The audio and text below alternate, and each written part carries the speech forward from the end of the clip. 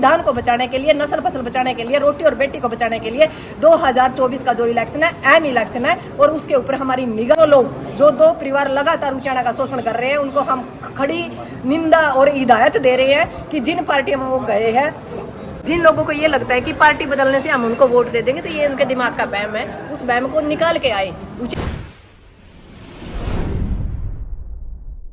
सिक्किम जी, जैसे उचाना की बात करें, लगातार आप उचाना है, तो जैसे अगर बात करें उचाना से, कभी बड़े नेता की बात करें, कभी दूसरी पार्टी में आ जाए, कभी दूसरी पार्टी में आ जाते हैं, और ऐसे में किसानों का अब की बार क्या रुख रहेगा? क्या किसान अब की बार राजनीतिक स्थल पर आने वाला है? नहीं, सबसे बड़ी बात यह है कि आज आपने जैसे बताया भाई, कभी इधर कभी उधर, आपने पता है कि बंदराड़ी उछल कूद चालू हो रही है। ये सिर्फ उचाना की मामला नहीं है, ये हरियाणा का मामला है। जिन लोगों को ये लगता है कि पार्टी बदलने से हम उनको वोट दे देंगे, तो ये उनके दिमाग का वहम है। उस वहम को निकाल के आए। उचाना के अंदर अब की बार हम शिक्षा पे, सुरक्षा पे और हमारी सुरक्षा के ऊपर उन्होंने कितना काम किया, स्वास्थ्य के ऊपर कितना काम किया। जो कोई भी एमपी, जो पुराना एमपी है, वो अपना बायोडाटा लेके आए कि उन्होंने हमारे लिए क्या किया, और यदि वो वोट मांगने आता है तो आने वाले 5 साल में हमारे लिए क्या करेगा। अब की बार लिखित में लेंगे, अब की बार का जो विधान नहीं खिलाए जाएंगे, सवालों के जवाब तैयार करके आए। और यदि उन सवालों के जो सवाल आम जनता करेगी, यदि उनका जवाब जो होने वाला एमपी है या पहले का जो एमपी था जो वोट मांगने के लिए आएगा, उसका मुंह तोड़ जवाब देंगे। क्योंकि चंडीगढ़ और दिल्ली के लिए जैसे बैरिकेड्स किए जाते हैं, अब की बार हम गाँव के, हरियाणा के हर गाँव को बैरिकेड्स करने का काम करेंगे।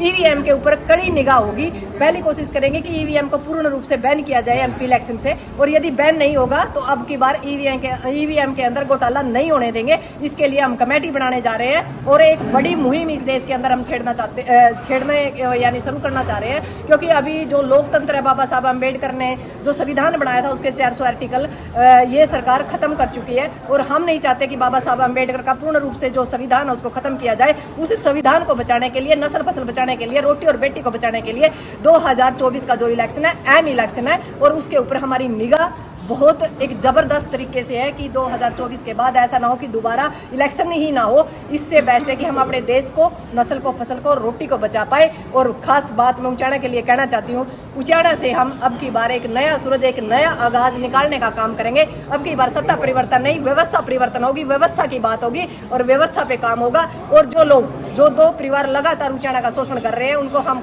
खड़ी निंदा और हिदायत दे रहे हैं कि जिन पार्टियों में वो गए हैं, या तो वो पार्टी उनको मतलब एमएलए के लिए वहां से रिजर्व ना करे। यदि रिजर्व करेंगे तो हार का मुंह देखना पड़ेगा। ये चीज हम आज मीडिया के थ्रू कहते हैं, क्योंकि ये जो उछल कूद, बंदर बाट है और जो दल बदलू और जो परिवारवाद है, इसका बिल्कुल अब की बार बहिष्कार होगा। उचाना इसमें पहले नंबर पे होगा। दुष्यंत चौटाला जी ने तो दौरे शुरू कर दिया, गाँव जाने लगे उचाना के अंदर। कुछ नहीं है, उसके साथ जिन लोगों ने थोड़ा माल खाया वो लोग हैं, जो आम लोग हैं, वो कोई उसका मतलब ये नहीं है कि समर्थन दे रहे हैं। और दुष्यंत चौटाला तो बिल्कुल कांटा मार दो, और जो एक दूसरा है उसका थोड़ा बहुत है, पर उसके लिए हम खड़े हैं।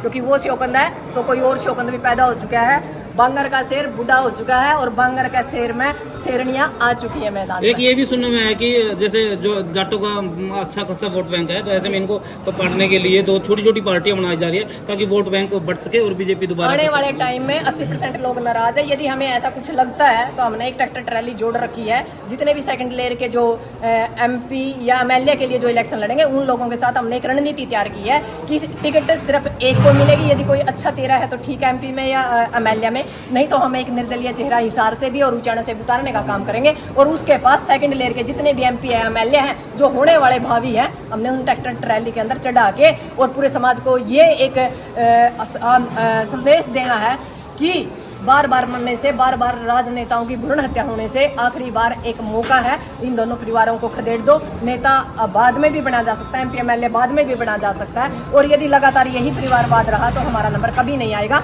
अब की बार उचाना से भ्रूण हत्या नेताओं की नहीं होगी।